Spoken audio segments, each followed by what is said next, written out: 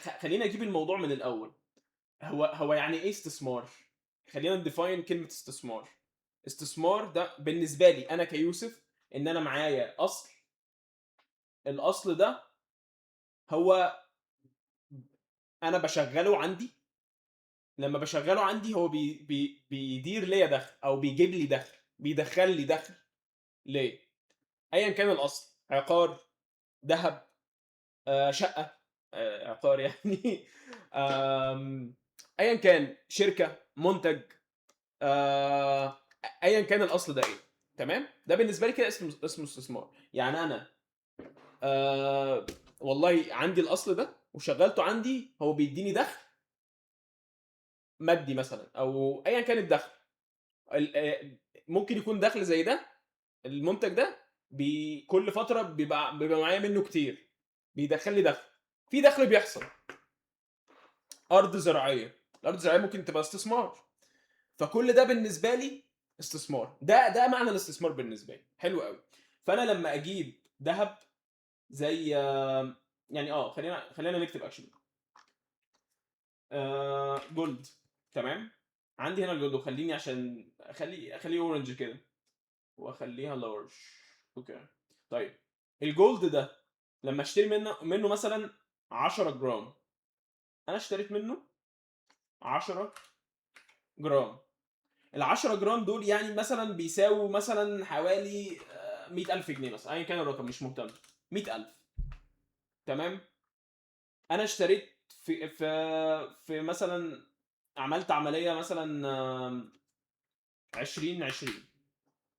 طيب ال10 جرام دول عامةً يعني الدهب بيزيد في سعره أو بينقص في سعره أو أيًا كان مع مثلًا بسبب الظروف السياسية، لو في حروب هو أكتر وقت بيزيد فيه هو الحروب. وأحيانًا بيقل في الحروب.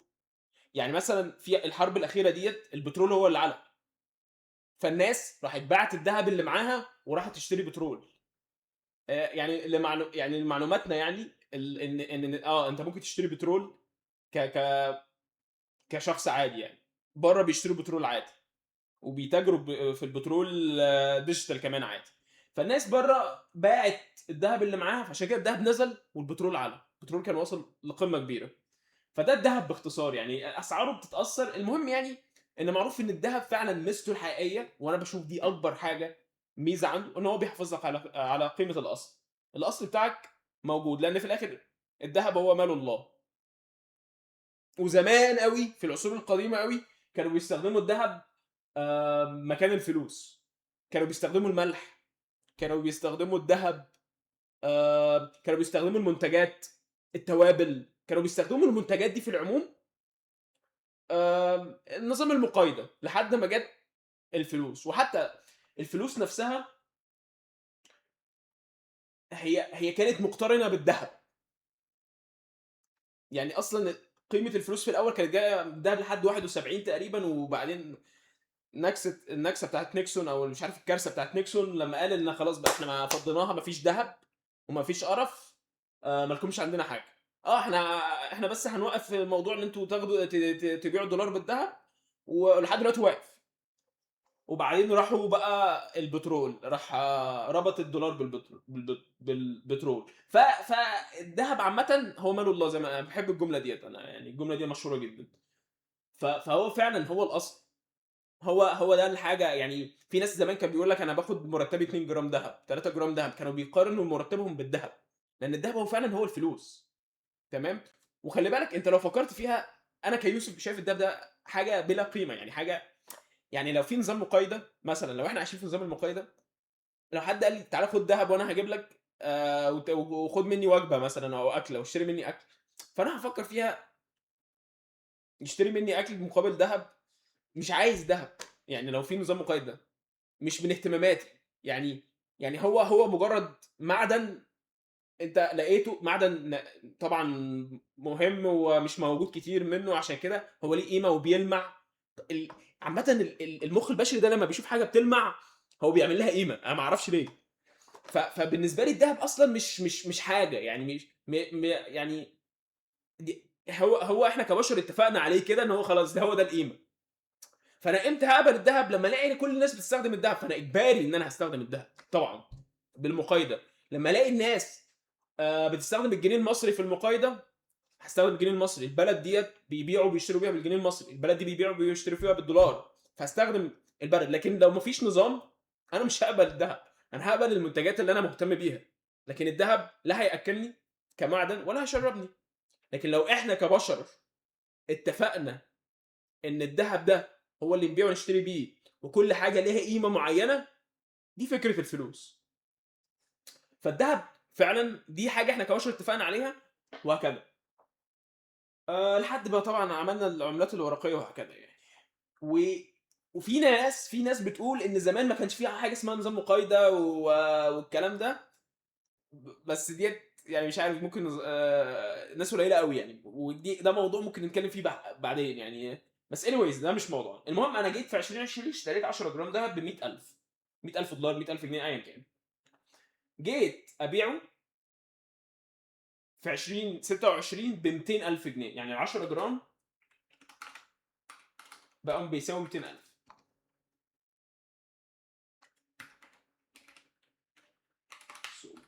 طيب طيب ده معناه كده ان انا، معنى ان الذهب يزيد عامه سعره، ده معناه ان اسعار المنتجات زادت.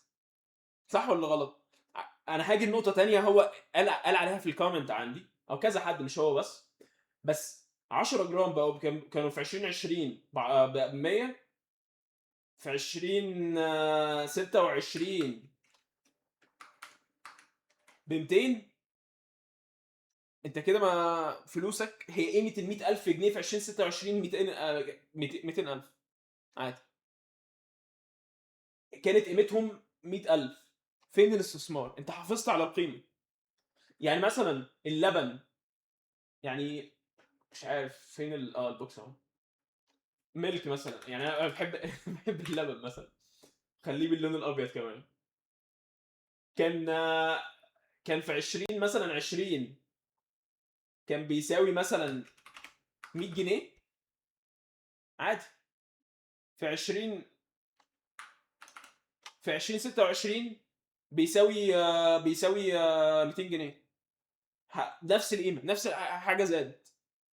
انا متابع اسعار اللبن عامه يعني، وعارف ان دلوقتي بسعره بيتراوح في اللتر ونص حاجه و70 يعني 72 70 هكذا يعني. فاهم حاجه المنتجات اللي حواليك يعني. حاول ترجع كده بالزمن. اللبن، السكر، انا ما بحبش السكر بس السكر دي سلعه اساسيه، الزيت سلعه اساسيه، الرز، المكرونه، الحاجات ديت اللي انت بتاكلها، الحاجات الاساسيه في الحياه عامه يعني. فكك بقى من الحاجات اللي هو مثلا اللي هي ممكن تعيش من غيرها. شوف الحاجات ديت كانت بكام 2020، وشوفها في 26 كام. اكشلي هي ممكن تكون عدت قيمه الذهب. يعني هنا الذهب زاد 100% في 6 سنين، هي ممكن تكون زادت 200 300%.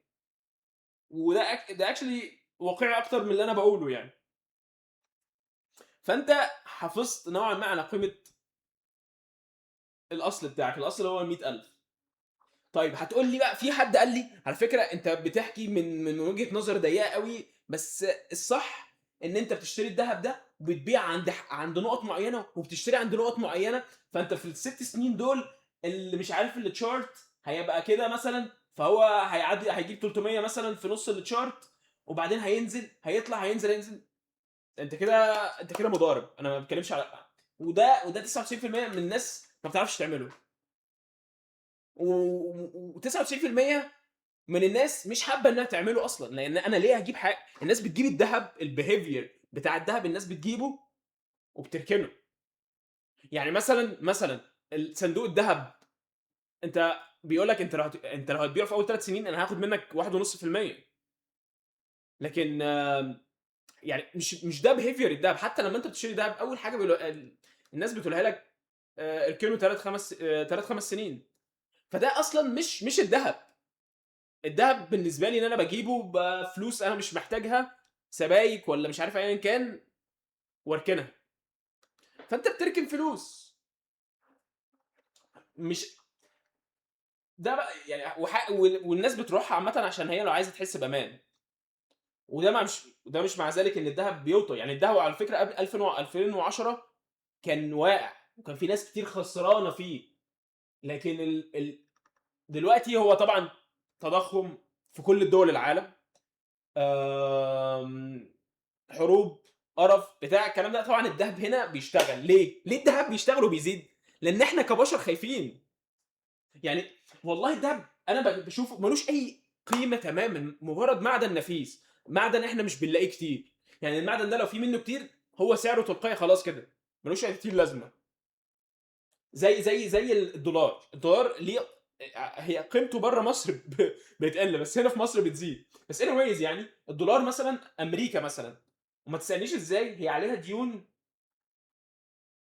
ب7 37 38 تريليون دولار، بس المطبوع من الدولار هو حوالي كام؟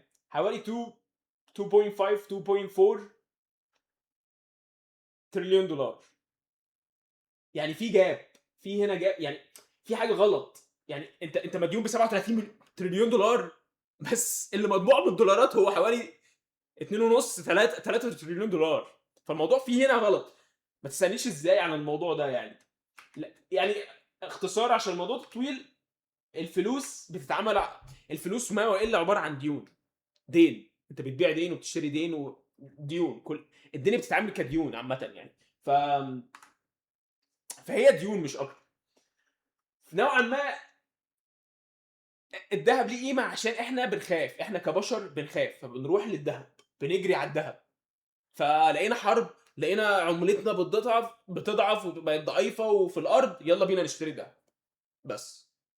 ليه؟ عاملين زي إيه؟ زي هي للأسف هي الحياة كده. والله تخيل مثلًا إن بنك زي لبنان، لبنان كانت الناس عايشة عادي في هدوء وكل حاجة، مرة واحدة واحدة راحت تسحب $20,000، فقالوا لها والله معناش دلوقتي، ما قالولهاش أنتِ ما لكيش عندنا، قالوا لها معناش. طبعًا البنت انفجرت ولايفات وبتاعات وكل حاجة، عشان إحنا كبشر بنخاف، وخصوصًا أكتر حاجة المادة بنخاف عليها، كل الناس جرت على البنوك، فين فلوسنا؟ وبعدين اكتشفوا إن ما فيش دولارات في البلد، وبعدين حصل الموضوع الشهير إن البنت دي مش عارف جابت أيًا كان يعني. طيب اللي أنا باقوله إيه؟ إن عادةً إحنا بنعمل قيمة للخوف، الخوف بيعمل قيمة لحاجات أنت لو فكرت بيها كبشري ما لهاش لازمة. نيجي بقى للجزء اللي أنا باحبه، ال100,000 دول أنا إزاي أستثمرهم؟ مبدئيًا زي ما قُلت، الاستثمار ده معناه إن مخاطرة، ممكن تخسر. بس هو مش قمار، يعني القمار دي حاجة تانية، بس هو مش قمار، يعني مثلًا زي البورصة، أنت مش داخل قمار، يعني في أحيانًا في حاجات بتحس إنها قمار في البورصة، لكن وهي مش قمار by the way، وهي مش قمار، بس أنت كواحد عادي ممكن تحس إنها بورصة قمار. ف عامةً يعني الاستثمار نفسه زي ما قُلت، أنا هاخد ال100 دول خلّيهم لون كده مثلًا أخضر، بما إن أنا هابدأ بيهم. ال100,000 دول الأصل بتوعي، ال100,000 دول أنا عايز أستثمرهم. طيب أنا واحد 100,000 دول مش مهمين في حياتي، ما لهمش يعني عندي عادي كده لو خسرتهم عادي، كده أنا ممكن أروح لنسب مخاطرة عالية. بس طبعًا أكون دارس.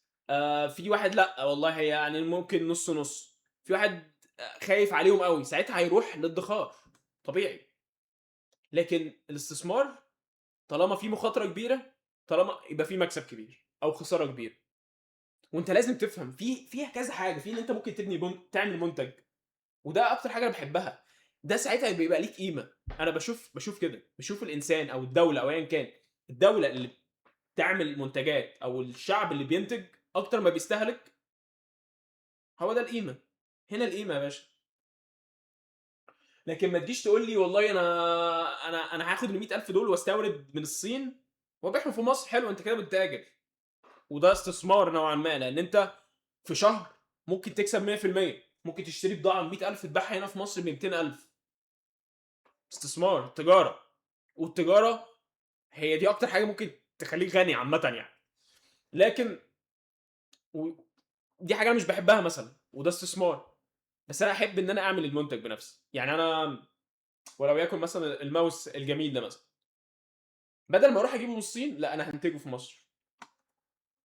هيكلفني والله مثلا في الاول هيكلفني كتير، مثلا الماوس ده هيكلفني مثلا 1000 جنيه، لان انا مش هكون عارف اعمله، وريسيرش وديفلوبمنت وهكذا. يعني هيكلفني في الاول 1000 جنيه. بعد كده خلاص هبدا ان انا اعرف انتجه ب 500 جنيه. بعد كده هحط له سعر ولو يكن 750 جنيه. فساعتها انا الاصل بتاعي ان انا بقيت عندي المواد الخام، ده الاصل، بعرف اشتريها او بعرف اجيبها وبصنعها هنا في مصر. وصباح الفل بقى لو انت المواد الخام كلها في مصر. ونوعا ما يعني في التكنولوجي نوعا ما مش سهله يعني. لكن انت عندك هنا، انت هنا كده بتستثمر. انت كده اكشلي عملت شركه وسميتها مش عارف شركه موسات مثلا، وبقيت بتصنع موسات وبتبيعها، بتنتج. بقيت شخص ينتج ليه اهميه. يعني تخيل مثلا لا قدر الله ما حدش بقى بيعترف بالورق ولا بالذهب، فهنرجع لنظام المقايضه. فانت عشان تاكل تقول له انا عندي ماوس مثلا، او عندي منتج مهم مثلا، عندي شاي، عندي اي منتج الناس مهتمه بيه، وهكذا. ف فده الاستثمار بالنسبه لي. انا شغلت، انا انتجت، عملت انتاج. طيب تاني فكره، البورصه. انت والله ما معكش فلوس كتير، وهنا قلنا البورصه مش عشان انت، مش البورصه مش للاغنياء، البورصه اكشلي للفقراء، للناس اللي هي ذكيه. هتخش البورصه هتستثمر فيها. البورصه مش يعني، تخيل انت مثلا بال 100000 دول رحت على شركه ولو يكن بالم هيلز. انا مش بقول انك تروح تشتري في بالم هيلز باي ذا واي، وخليها باللون الاحمر يعني. انا بقول اي شركه في بالي يعني. لان انا متابع بالم هيلز ريسنتلي. بس ومش شاري فيها، ولا انصح حد يشتري فيها او ما يشتريش فيها، كل واحد حر.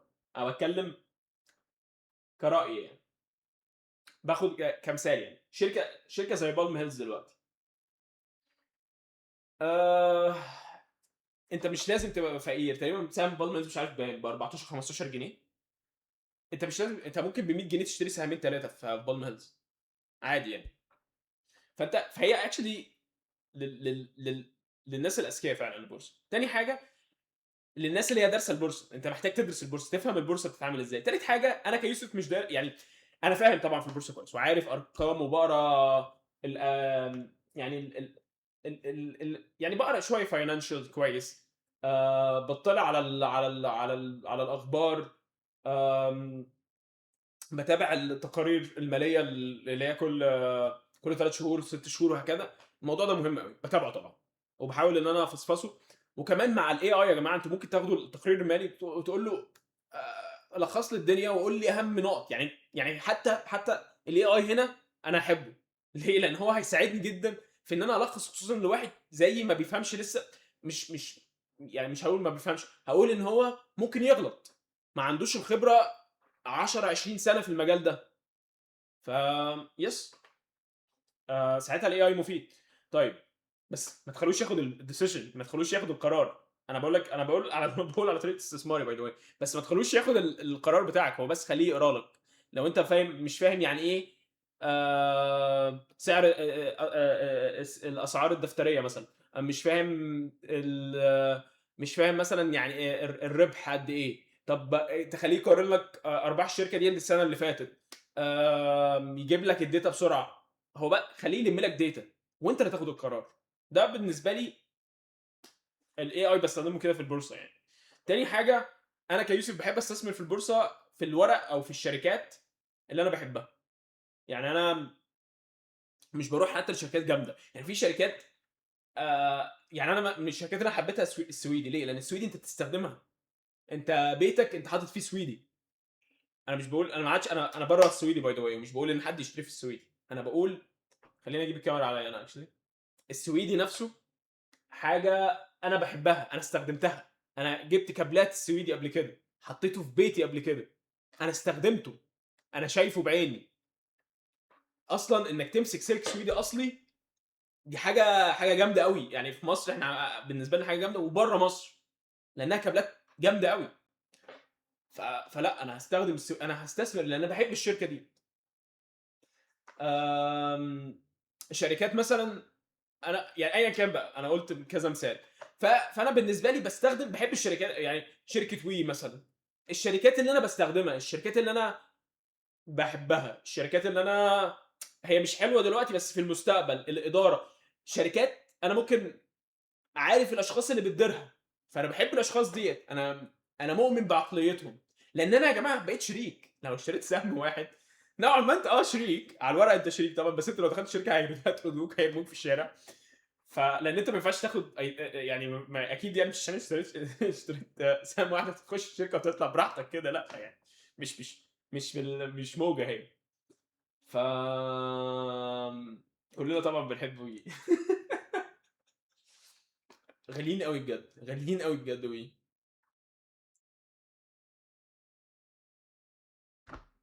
المهم يعني ان انت قررت ان انت تشتري بقى في البورصه. البورصه بقى بحر. يعني لو انا بالنسبه لي هرشح لحد، ابدا باماونتس صغيره. وعندك ثاندر مثلا بيدولك انك تجرب تجريبي من غير فلوس وهميه. خش على الحساب التجريبي والعب فيه، العب فيه مثلا شهور كده وبتاع. وممكن تعمل حركه ذكيه مع الحسابات الوهميه. تشتري، تحط 1000 جنيه، او ايا كان البادجت، 100 جنيه، 200 جنيه، حسب مقدرتك. فلوس لو خسرتها انت مش هتزعل عليها، بس تتعلم بيها. وعلى فكره احلى حاجه انك تتعلم بفلوس، لانها بتوجع. انك تدفع حاجه بتوجع، فهي بتوجع. فبدل ما تتعلم حاجه ببلاش هتنساها. واشتري اسهم مثلا في الشركات اللي انت تحب تشتري فيها، او مش عارف روح لتوصيات. بس يعني انا لا اوصي انك تروح توصيات. روح للشركات انت عارفها وسمعت عنها قبل كده، واشتري فيها سهم واحد من كل شركه، وسيبهم على جنب، وجرب بقى في التجريبي والعب في التجريبي، وتابع الاخبار. حاول تقرا الدفاتر، الاوراق الماليه، التقارير، الحاجات ديت. خلي تشات جي بي تي يساعدك. شوف فيديوهات كتير على اليوتيوب. وانا ان شاء الله لو حد مهتم يكتب لي، انا ممكن ابدا انزل فيديو طويل شويه اشرح فيه البورصه ان ديتيلز، واشرح فيه بقى المعاني والمفاهيم. اشرح فيه الشورت سيلينج والمارجن يعني المارجن انا شرحته اكشلي في فيديو قبل كده، والحمد لله، وما اتمنهوش، بس انا قصدي يعني حاجات جت في بالي ممكن اشرحها يعني. اشرح امتى ببيع وامتى بشتري. في على فكره في ناس كتير على اليوتيوب عاملاها، وانا شفتها، وفي ناس عاملاها حلو. ممكن برضو ابقى احط لكم لينكات للناس عامله الفيديوهات دي حلوه، من غير كورسات ومن غير واللي يقول لك تعالى خش الكورس بتاعي فكك منه. لا يعني. واللي يقول لك خش جروب التوصيات بتاعي وهكذا فكك برضو. لان انا بقى جربت الموضوع ده قبل كده. جربت مره في بداياتي، دخلت في جروب توصيات واتحط عليا. المعلم طلع بيصرف اسهم. بيصرف معنى بيصرف معناها ايه؟ ان هو مثلا انا اشتريت في بالم، هو وصى حد، هو وصى حد مثلا انه يشتري في بالم هيلز 100,000 سهم مثلا. فالبرو، فبالم نازل، فيقول لك اشتري دلوقتي، دي احسن فرصه، وهو نازل. هو ممكن، على فكره ممكن السهم فعلا بعد هو نازل يطلع، بس هو مش فارق معاه انت.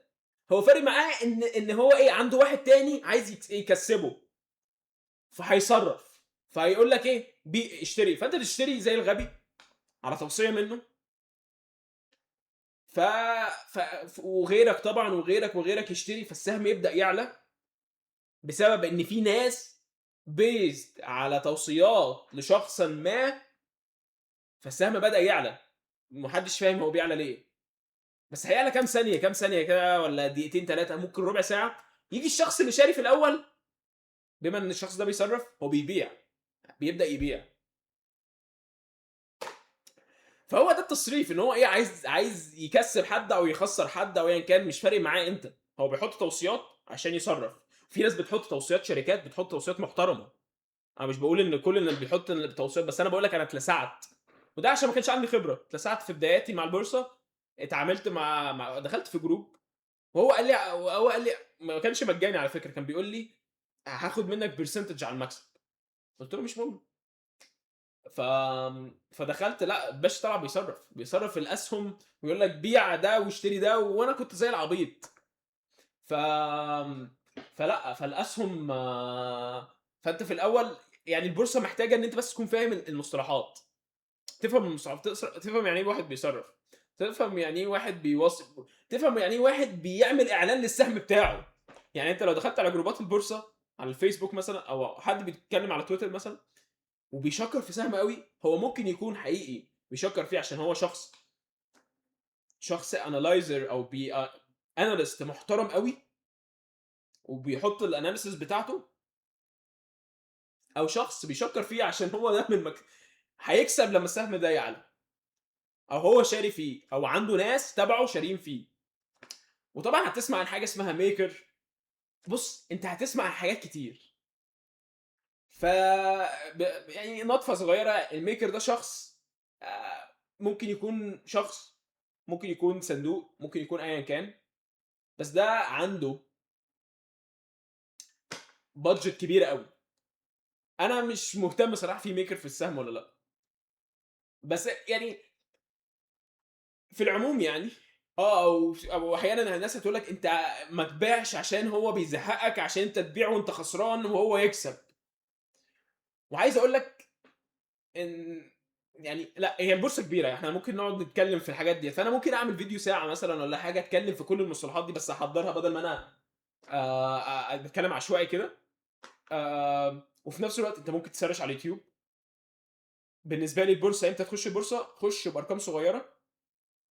خش أنت معاك فلوس وعايز تستثمرها، مش هتزعل لو خسرتها، وإن شاء الله مش هتخسرها. في برضه مصطلح عندنا غبي شوية، إنه بيقول لك أنت لو دخلت البورصة لا تخسر فلوسك كلها لا تكسب فلوس كتير. ده غلط. احتمالية إنك تخسر فلوسك كلها قليلة أوي. احتمالية إنك تخسر كبيرة، 50، 50. احتمالية إنك تكسب 50، 50. ف لكن إنك تخسر فلوسك كلها صعبة. ده في حالة واحدة بس، إن في الشركة تقول لك أنا مفلسة. ولمّا الشركة تفلِّس، البورصة هتروح واخدة كده كل الأصول بتاعة الشركة ديّة وتبيعها وتوزّعها على المساهمين. طبعًا هتكون خسران، بس still أنت مش هتخسر كل فلوسك. فاللي أنا باقوله، الموضوع مش سهل، وأي حد يخش البورصة يا جماعة، طالب، طالبة. أنا شايف صراحة البورصة لازم يدرسوها لينا كانوا يدرسوها لينا في إعدادي، في ثانوي. المفروض دي حاجة مهمة أوي إن هم يدرسوها لينا. يفهّمونا الفلوس دي بتتعمل إزاي، يفهّمونا إن الديون، الثروات أصلًا بتتعمل من الديون. آمم، يفهّمونا الحاجات ديّة بجد، لإن هي حقيقي مهم أوي لينا كبشر يعني، إن إحنا نتعلمها. ده so far اللي أنا كنت عايز أتكلم عليه عن الاستثمار يعني. طبعًا في استثمارات تانية، يعني ممكن تستثمر إنك تشتري أرض زراعية وبقى وتزرع وتحصد وتبيع وهكذا، يعني في استثمارات.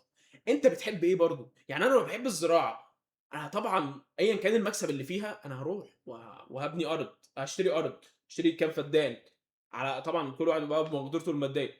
في واحد بيحب الأراضي بس معهوش فلوس، فهو يحاول إن هو يجمّع، فيستثمر في أدوات استثمارية تانية. البورصة لو أنت البادجت بتاعتك قليلة أوي، خُش بورصة.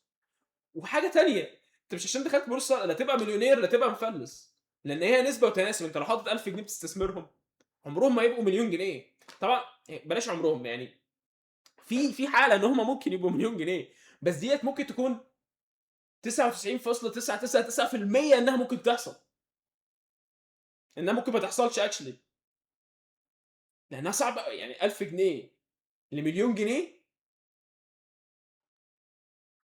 فهي نسبة وتناسب. يعني مثلًا أنا لو اشتريت في سهم 1000 جنيه وكسبت فيه 100%، وغيري شايف نفس السهم بس بمليون جنيه وكسب 100%، احنا الاثنين على الورق عاملين نفس الاداء.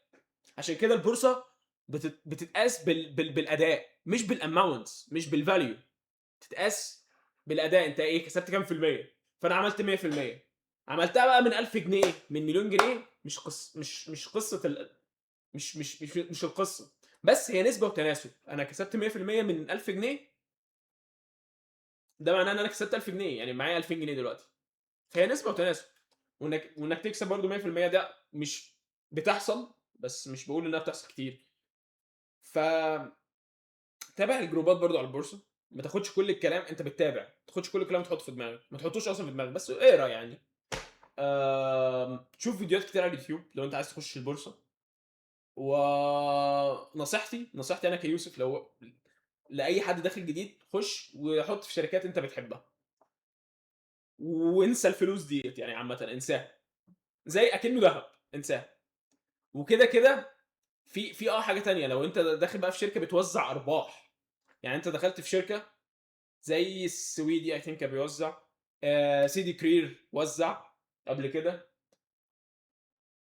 انت ممكن في شركات بتوزع ارباح، فانت ممكن وانت حاطط الشركه بتوزع ارباح، انت خدت ارباح وانت في مكانك.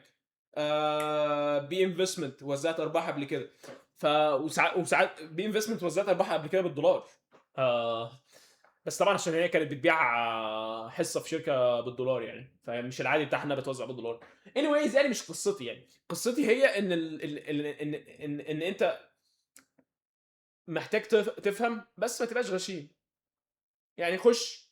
انا كيوسف ما بحبش ان انا استنى صراحه اخش التجريبي بتاعه الكلام ده، بس ما كنتش غشيم، دخلت برقم قليل، قعدت افصفص ارقام، افهم، اخسر، اكسب، بتاع، ابيع. عرفت ان انا احيانا يا جماعه، انا احيانا مثلا مثلا كسبت في سهم مثلا ولو يكن 20%، ابيع بعدين السهم يطير ما ازعلش، لان انا كنت حاطط لنفسي تارجت مثلا. ففي حاجات كتير قوي.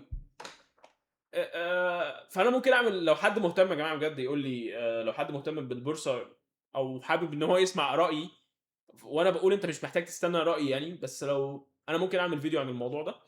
وبس كده. What else؟